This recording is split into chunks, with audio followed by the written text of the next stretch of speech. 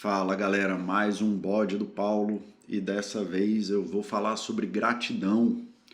E é uma coisa que eu vou começar aqui falando de uma coisa que quem me acompanha já me ouviu falar várias vezes, que eu sempre me surpreendo no consultório com a dificuldade que as pessoas têm de falar bem da vida, né? E não é só uma coisa do consultório, eu vejo isso no mundo fora do consultório.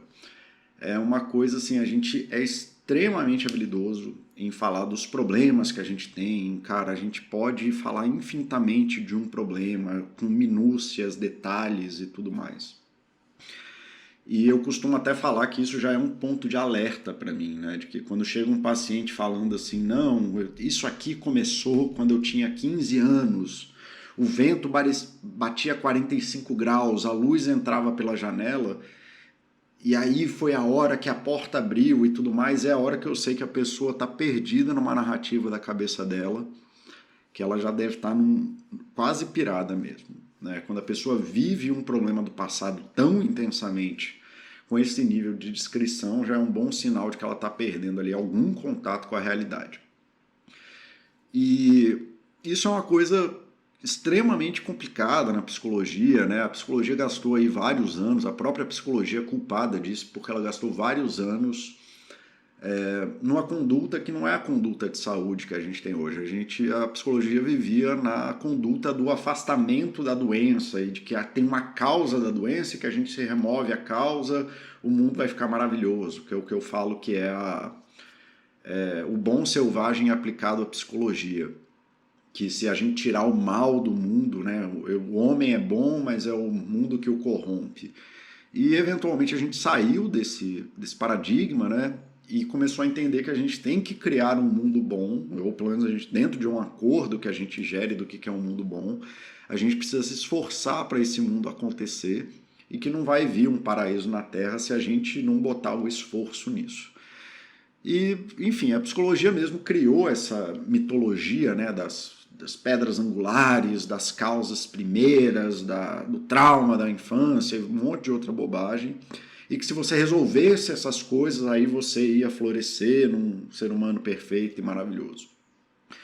E isso não tem nada a ver com o que eu entendo e o que a psicologia contemporânea entende como saúde hoje em dia. Hoje a gente entende que para viver bem e se desenvolver bem, a gente precisa de habilidades que favoreçam o desenvolvimento. E, enfim, aí tem essa coisa da reclamação e o que eu vejo no consultório é que as pessoas são extremamente treinadas a perceber e agir e relatar e falar sobre o mal do mundo. As pessoas são capazes de fazer descrições extremamente acuradas, com detalhes daquilo que é ruim.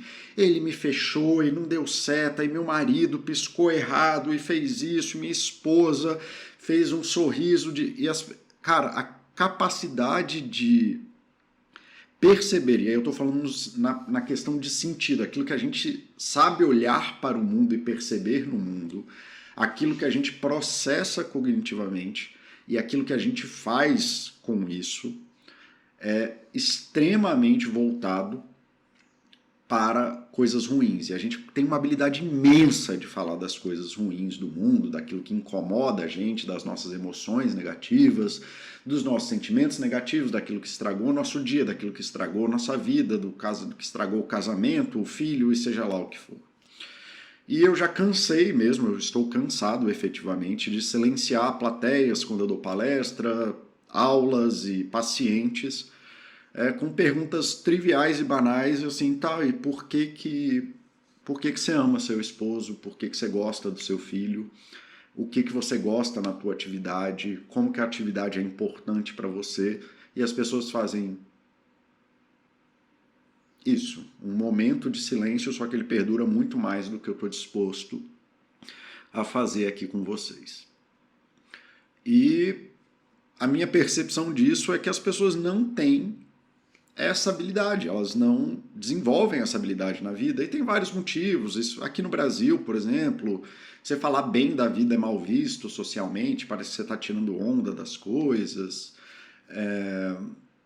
você se vangloriar de alguma coisa ou ficar muito feliz porque você conquistou algo, geralmente é socialmente ruim e tal, assim, as pessoas fazem desdém, né, com você quando você faz isso, mas dane-se, foda-se a sociedade nesse momento. Eu acho que o importante é a gente entender que isso é importante. A gente precisa aprender a falar da parte boa do mundo. A gente precisa entender essa disparidade que existe, da quantidade de coisas que a gente é capaz de descrever de ruim no mundo e da quantidade de coisas, como a gente é inábil mesmo, não tem a habilidade de escrever coisas boas, de falar coisas boas, de se dedicar, perceber, viver e sentir, do mesmo jeito que uma pessoa é capaz de estragar o próprio dia porque algo aconteceu de manhã e chega no final do dia, ou chega no meio da tarde no meu consultório, ou em casa, ou seja lá onde for, falando, meu dia já começou uma merda porque isso aqui aconteceu e depois aconteceu aquilo, fazendo uma lista imensa de todas as coisas e todos os sentimentos negativos que a pessoa teve durante o dia. E quando é para falar das coisas boas, as pessoas simplesmente se calam, né? Então, assim, tá aí a proposta. Por que você ama seu marido? Por que você ama sua esposa? Por que você ama seu pai e sua mãe? Aí a pessoa usa geralmente, porque são tudo para mim, minha família é tudo. Tá, mas tudo o quê? Me fala aí como que a sua família impacta positivamente a sua vida. Aí vem o silêncio. Seja mãe, pai, seja lá o que for, tá? Tanto faz qual é o exemplo, só tô querendo dar um exemplo. E a minha proposta nesse bode, até porque eu fiz recentemente aí o vídeo sobre o perdão e falando sobre essas coisas, dessas habilidades que são importantes para seguir em frente e viver uma vida boa, seguindo aí os livros de psicologia positiva, que são muito bons, diga-se de passagem, acho que sempre vale a pena ler. Eu proponho aí para o final do ano, né, que já estamos aí no meio de dezembro de 2024, então logo mais um ano vai acabar. E nesse esforço de tentar fazer um final de ano razoável, ao invés de fazer promessas de final de ano nesse momento, eu proponho aí o exercício de Thanksgiving, né, de ação de graças, que é o exercício da gratidão. E aí, lendo direto do livro da Psicologia Positiva, o exercício é esse aqui, aí eu vou destrinchar. Escolha uma pessoa importante para você por ter feito uma grande diferença positiva na sua vida, mas a quem nunca tenha expressado gratidão. Você pode ter expressado, tá? Porque para mim o exercício não é sobre não ter ou ter, é sobre você ser capaz de descrever de uma forma ampla, coerente e significativa por que essa pessoa é importante. Não confunda essa escolha com um recente amor romântico, nem pense na possibilidade de ganhos futuros. É para você escolher, ou seja, não é para você uma coisa que você está empolgado agora, que aconteceu recentemente, nem é para ser uma coisa que você vê que se você agradecer essa pessoa você pode ganhar coisas no futuro. É para ter alguém que fez uma grande diferença positiva na sua vida de forma contínua no passado. Você vai buscar alguma coisa lá de trás, tá? Escreva um testemunho de tamanho suficiente para encher uma página. Então, sim, eu gostaria que você escrevesse, de preferência com papel e caneta, e que não tem nada a ver com a coisa de escrever em papel e caneta porque escrever com a mão é melhor, é só porque geralmente ele causa mais atenção, é uma situação que causa mais atenção. Mas se for ruim para você, escreve no computador mesmo, desde que você escreva uma página. Não tenha pressa. Eu e os meus alunos, o Seligman falando, né, no livro, levamos várias semanas escrevendo sempre que ideias vinham. Fosse no trajeto entre um local e outro ou antes de dormir. Convide a pessoa para ir à sua casa ou vá até a casa dela. É importante que seja feito pessoalmente, não por escrito ou pelo telefone. Não informe com antecedência o motivo da sua visita. Um simples quero te ver é suficiente. Vinho e queijo não têm importância, mas vale a pena ter uma versão escrita para oferecer como lembrança do momento. Depois das conversas iniciais, dê seu testemunho com calma, em voz alta, com expressão e olho no olho. Então espere a reação da pessoa. Relembre com aquela pessoa os fatos que a fizeram tão importante para você. Se for muito emocionante, mande uma cópia para mim no endereço seligman@psyche.upenn.edu. Então é isso, assim, o exercício é esse. E o que seria um bom resultado desse exercício? Você ter uma página, e uma página é um número arbitrário, mas é assim, é um volume grande o suficiente para você ter que escrever, que é uma coisa que vai te demandar tempo, vai te demandar atenção e mais de um momento, assim, que nem ele falou. Você vai fazer isso várias vezes, tendo várias ideias e tentando, e enquanto você vai pensando nessa pessoa, você vai pensando em como que essa influência essas coisas que vocês viveram e essas coisas que aconteceram, o que ela fez por você durante a vida, impactou a sua vida. E o que é impactar a sua vida? É você perceber as mudanças positivas ou as condições positivas que essas pessoas causaram em você. E você tentar aumentar essa descrição. De novo, é a mesma coisa do tanto que a gente reclama com precisão e com objetividade, com clareza de alguma coisa. É a mesma habilidade, só que do outro lado do espectro, que a gente tem dificuldade não porque a gente não sabe fazer, mas porque a gente não sabe nem perceber essas coisas, porque a gente tem essa sociedade voltada para o sofrimento, ao invés de uma sociedade voltada para a gratidão, para compartilhar, para cooperar e etc. Então, é importante você voltar a essas memórias em perceber o impacto dessas memórias da sua vida.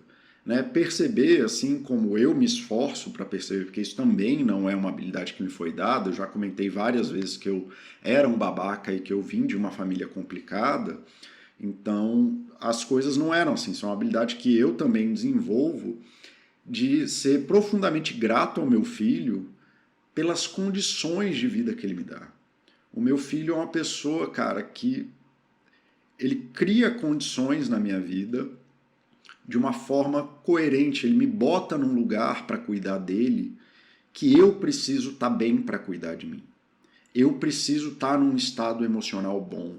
Ele é uma pessoa que me ensina muito sobre o amor incondicional, porque a gente, adulto, a gente não ama incondicionalmente. Quem ama incondicionalmente, que depende única e exclusivamente da gente, até porque não tem opção, é a criança, não é a gente.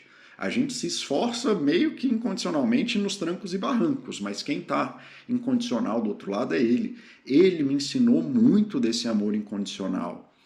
Ele me ensinou muito de, cara, a gente tem que se esforçar. E na relação com ele, eu tive que, muito mais do que com os meus pacientes, inclusive, de que me esforçar para me transformar uma pessoa de estar bem em situações ruins para poder passar essas situações com ele. Ele foi uma pessoa que me ensinou muita paciência, né? Meu filho foi a primeira coisa na minha vida que eu não poderia fazer força para acelerar. Não é uma coisa que eu conseguia acelerar o tempo, a força era contraprodutiva. E na relação com ele mudou muito, muito. Assim, há de se falar que meu filho foi o tratamento da minha ansiedade, porque era o lugar que eu tinha que estar ali. A criança está chorando, você tem que abraçar a criança, já falei para vocês e recomendo para todo mundo.